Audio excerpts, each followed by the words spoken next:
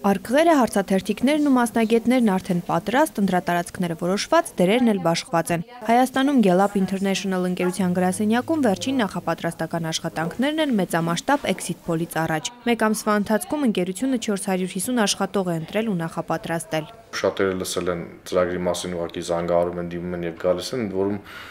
գալիս են ոչ միայն Երևանից, այլ նաեւ մարզերից։ Մեծ թվով հայտեր են ստացել, ընտրել են հաշվի առնելով խոսելու, բարեհամբույր լինելու եւ մարդկանց հետ շփվելու ունակությունները։ Հարցազրույցավարների 50%-ն ուսանողներ են, մյուս կեսը մինչեւ 50 տարեկան տարբեր մասնագիտության տեր մարդիկ։ Վերապատրաստման դասընթացներն արդեն ավարտվում են։ Մասնակիցները ծանոթանում են exit poll-ի սկզբունքներին ոչ միայն տեսականորեն, այլև գործնականում։ Կազմակերպում ենք դերային խաղեր, ստեղծում ենք տարբեր սիտուացիաներ, որպեսզի աշխատակիցները պատկերացնեն ինչ խնդիրներ կարող են իրենք ունենալ եւ ոնց կարելի է այդ խնդիրները լուծել տեղում կամ ասենք դիմելով սուպերվայզերին կամ դիմելով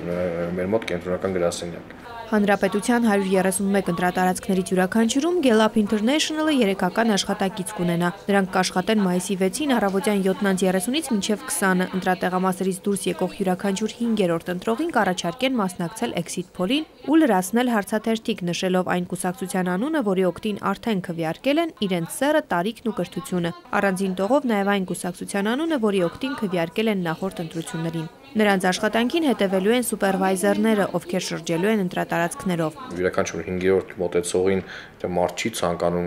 մասնակցել, մենք դա նշում ենք մեր մոտ որպես մերժում, որտեղ դա եւս ցուցանիշ է։ Ընտրված աշխատակիցներն անկուսակցականներ են, իսկ հարցաթերթիկներն անանուն։ Exit poll-ի արդյունքները հրապարակվելու են միայն ընտրությունների ավարտից հետո։ Մայիսի 6-ին այս սենյակում մուտքագրվելու են exit poll-ի ցուցանիշները բոլոր ընտրատեղամասերից։ Դրանք ամփոփվելու են արդյունքների վերլուծության բաժնում։ Ժամը 20-ին Արմենիայի հեռուստադիտողներն առաջինը կիմանան, ժամը 18-ի դրությամբ ընտրությունների արդյունքները, ավելի ուշ նաև ամբողջ պատկերը։ Ցոլնե Միքայելյան, Հայարփի Միքայելյան, ժամը լրատվական։